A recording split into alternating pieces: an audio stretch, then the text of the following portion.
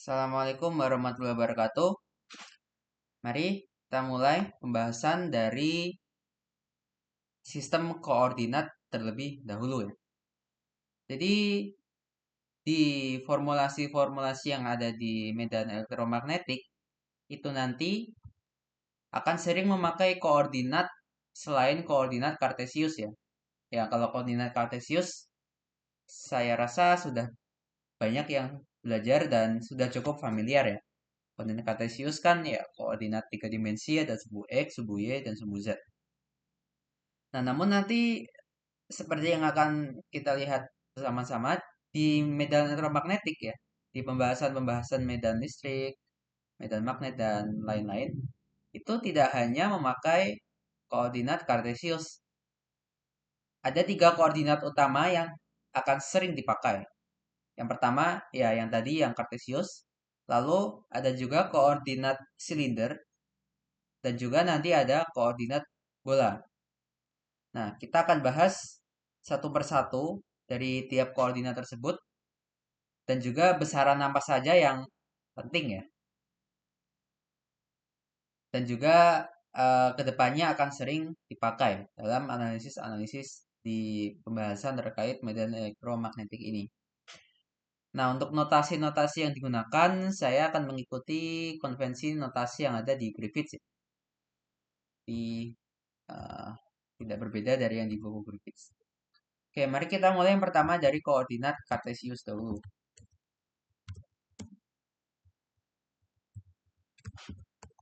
Nah, seperti yang sudah biasa kita pelajari atau sudah sering ya dibahas, koordinat kartesius itu adalah koordinat tiga dimensi ya, dengan tiga sumbu yang saling tegak lurus, yaitu sumbu X, Y, dan Z. Nah, seperti ini.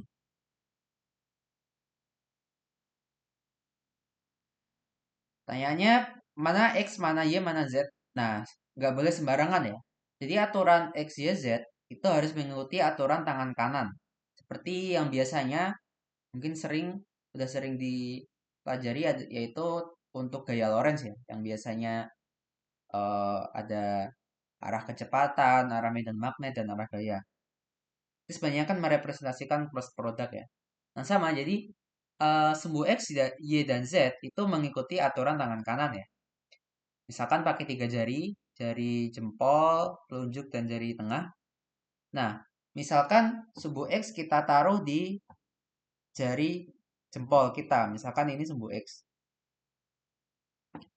Nah, maka sumbu Y-nya ya misalkan kita taruh di jari telunjuk ya. Jadi bisa dibayangkan ini Y-nya, X adalah jempol, Y adalah telunjuk. Nah, mana arah Z? Apakah Z positif itu yang di gambar ini yang ke atas atau yang ke bawah? Nah, positif Z itu mengikuti arah yang ditujukan oleh jari tengah kita. Jadi kalau dengan aturan tangan kanan, pasti jari tengah positif itu kalau di gambar ini berarti akan ke atas ya. Jadi ini adalah sumbu Z. Nah, ini biasanya untuk menunjukkan arah ya, itu kita beri unit vektor ya. Kalau unit vektor ini menunjukkan arahnya. Jadi di gambar ini X itu adalah arah yang keluar bidang gambar atau keluar layar, Y itu adalah yang ke kanan positifnya, lalu Z itu adalah yang ke atas positifnya.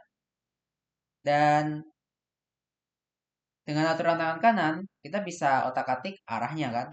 Misalkan sumbu Y ini diganti sumbu X, lalu sumbu eh, Z-nya diganti sumbu Y. Nah, kemana arah Z positif? Yaitu pakai aturan tangan kanan.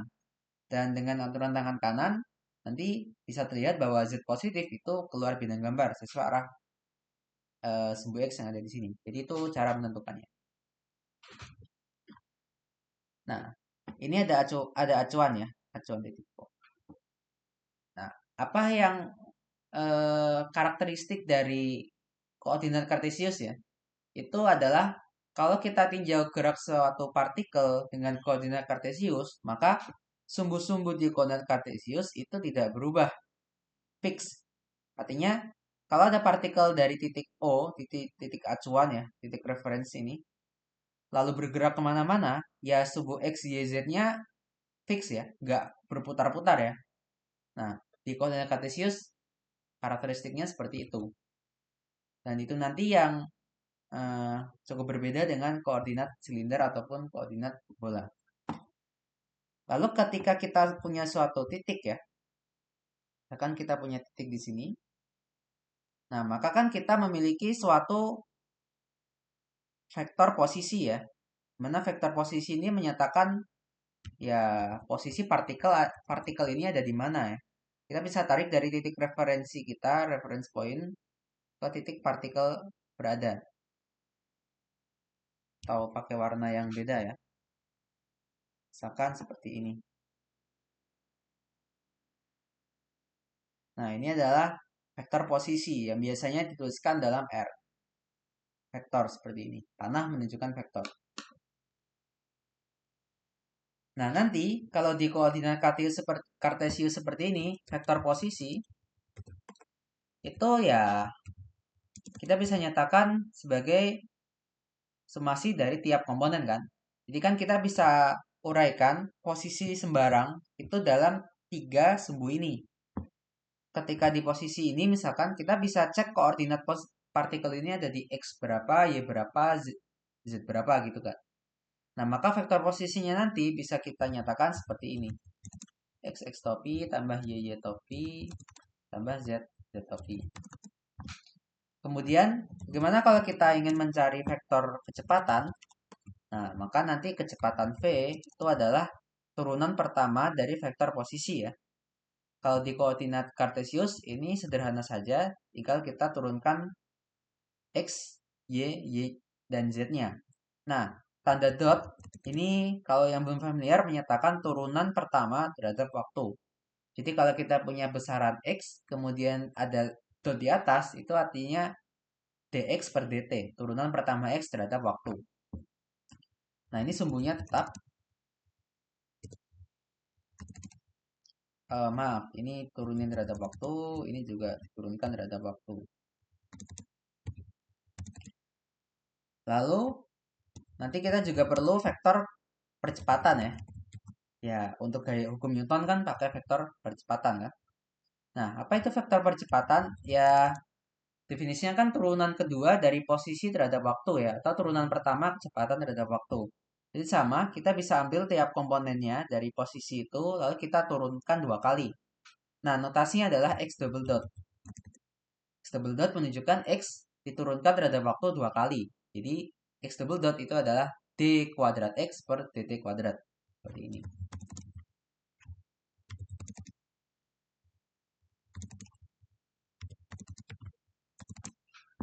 Oke, jadi ini besaran terkait dengan nanti kinematika partikel ya.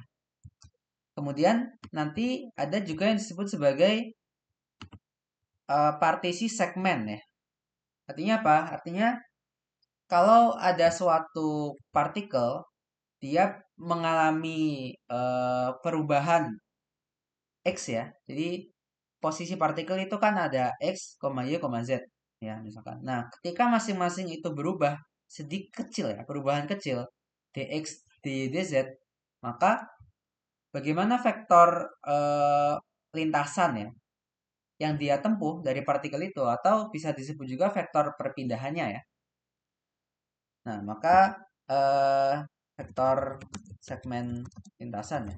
Ya mungkin istilah-istilah yang saya pakai di sini tidak benar-benar tepat sesuai istilah formal, tapi ya saya pakai istilah yang mungkin ya pokoknya ya, yang mudah dipahami dan intuitif aja ya. Karena seperti yang saya sampaikan sebelumnya, untuk dari segi matematikanya yang saya pakai di sini tidak terlalu formal ya, karena tujuannya sebenarnya untuk anak SMA. Di vektor lintasan ya, kita sebut saja DL. Dia akan sering dipakai juga. Atau segmen panjang ya. Mungkin selain segmen lintasan, kita pakai aja segmen panjang ya. Ya, bayangkan ada satu kawat ya. Lalu kita ambil segmen panjang sepanjang DL. Jadi DL itu panjang segmen kawat. Nah, bagaimana vektor segmen panjang kawat tersebut di koordinat kartesius? Nah, ini secara sederhana kita bisa nyatakan sebagai dx x topi ditambah dy y topi ditambah dz z topi seperti ini. Jadi dx adalah segmen pada arah x, dy itu segmen pada arah y, dz segmen pada arah z. Kemudian kita bisa lanjutkan ya. Nah, jadi di pembahasan medan elektromagnetik kita akan sering berurusan nanti dengan entah itu segmen panjang, segmen luas, ataupun segmen volume. Nah, yang menarik biasanya ya mungkin kita terbayang luas itu kan besaran skalar ya, luas gitu. Tapi dalam konteks di sini nanti, terutama di medan elektromagnetik, di pembahasan-pembahasannya, kita akan perlu memperlakukan luas itu sebagai suatu vektor. Bagaimana luas itu sebagai suatu vektor? Nah, misalkan ada suatu pakai warna lain ya. Misalkan kita punya suatu plat ya, luasnya A. Luasnya sama ya, kita punya plat yang luasnya identik. Plat pertama, kita pasang seperti ini. Nah,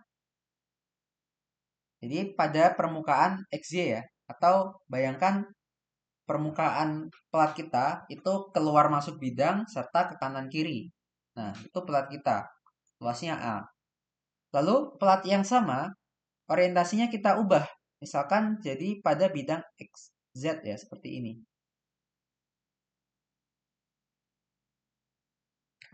Ya, gambarnya kurang bagus, nggak apa-apa.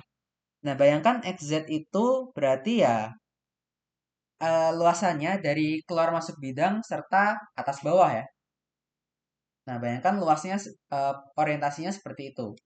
Nah, dua luasan ini luasnya sama, tapi arahnya berbeda. Maka nanti kita akan perlu memperlakukan dua luasan ini secara berbeda karena arahnya berbeda.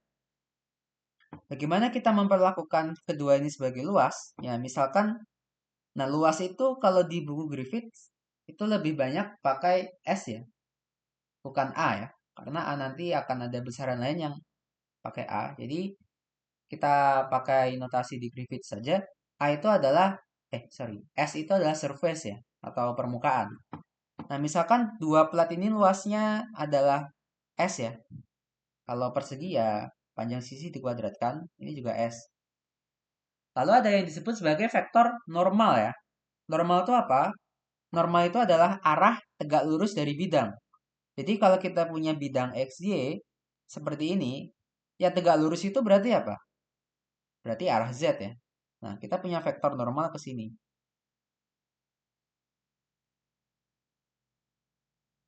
Vektor normal, normal itu seperti gaya normal ya. Gaya normal itu kan gaya yang tegak lurus permukaan kontak antara benda kita dengan permukaan yang kontak dengan dia kan. Kata kuncinya gaya normal itu tegak lurus kan. Sama, jadi vektor normal itu vektor yang tegak lurus dengan bidang kita ini. Nah, arahnya ke arah Z misalkan. Lalu kalau yang atas ini kan yang tegak lurus dengan bidang XZ itu adalah suku Y. Jadi misalkan vektor normal ini adalah pada sumbu Y. Nah, jadi walaupun luasnya sama, tapi arahnya berbeda. Maka ya harus dibedakan ya. Kalau ini kita sebut vektor luas. Ini sebut saja N1 ya, ini N2. Vektor luas S1. Nah, ini sama dengan S dikali N1. Jadi gini cara menyatakan vektor luas kalau belum familiar ya. Jadi adalah S dikalikan Z-topi. Sementara kalau yang ini berarti kan S2. Vektor ya. Ini adalah S dikalikan N2 topi. Ini adalah S dikalikan Y topi. Jadi itu gambaran kenapa luas bisa kita pandang sebagai vektor. Berarti kita juga bisa menyatakan nanti adalah vektor segmen luas ya. Namun luas ini kita bisa bedakan ya. Jadi kita bisa aja punya segmen luas pada bidang eh, XY ya, misalkan. Atau kita bisa aja punya segmen luas pada bidang XZ seperti yang atas ini. Vektor normalnya kan beda. Jadi kita bisa nyatakan suatu vektor segmen luas yang arah normalnya pada arah X misalkan. Jadi kita sebut aja ds pada arah X. Jadi kalau di sini tandanya ds pada arah X, maka X itu menunjukkan arah dari normal bidangnya. Nah, kira-kira kalau X itu adalah arah normalnya, maka bisa dibayangkan ya, kalau X itu arah normalnya, segmennya itu kan pasti segmen pada bidang Y dan Z ya. Dan segmen pada bidang YZ itu kan berarti kita punya segmen, misalkan segmen panjang pada sumbu Y itu DY, lalu segmen panjang pada sumbu Z itu adalah DZ, maka segmen luas ini, luasnya adalah DZ, DY dikalikan DZ kan. Dan kita bisa tambahkan arah X topi. Jadi kalau kita ingin segmen luas pada arah X ya, yang normalnya ke sumbu X, ya ini sama dengan DY dikalikan DZ ya, pada arah X. Nah, dengan cara yang sama, kita bisa cari DS pada arah Y. Jadi, kalau yang vektor normalnya pada sumbu Y, di sini sudah ada ya. Berarti kan segmen panjangnya, panjang plat kita ini ada pada sumbu X dan sumbu Z ya. Berarti yang kita pakai adalah DX dan DZ.